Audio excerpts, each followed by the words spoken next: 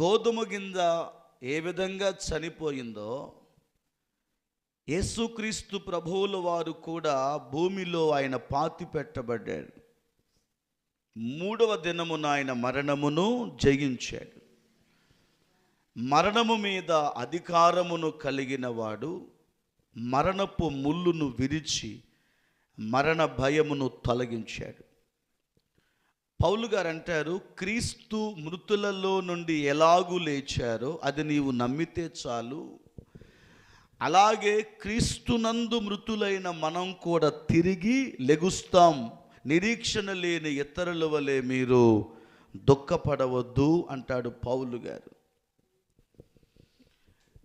అంటే నేను ఎందుకు ఈ మాట జ్ఞాపకం చేస్తున్నాను అంటే, అవగాహన లేనటువంటి ప్రజలు ఎక్కువ మంది కనపడుతూ ఉన్నారు. పాతాళము యొక్క వశము కాకుండా తన్ను తాను తప్పించుకొనగలిగిన వాడు ఎవడు? పాతాళం అనేది ఒకటి ఉంది, దానిని నరకము అని కూడా చెప్పబడింది. ఈ పాతాళము నుండి, నరకము నుండి తన్ను తాను తప్పించుకొనగలిగిన వారు ఎవరైనా ఉన్నారా? ఎవరున్నారు? తప్పించుకొనగలిగిన వారు ఎవరైనా ఉన్నారా?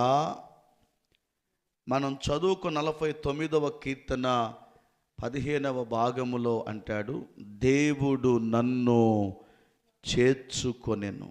అంతేనా?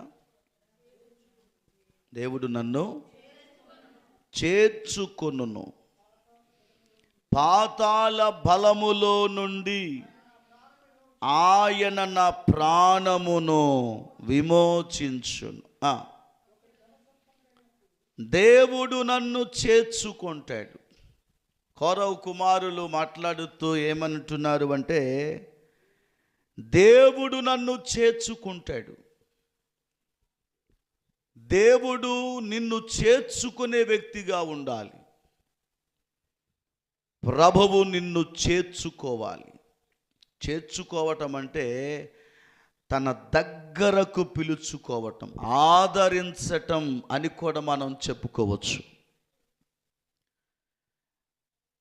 వారికి ఒక నమ్మకం కలిగేటట్లుగా బ్రతికారు వాళ్ళు.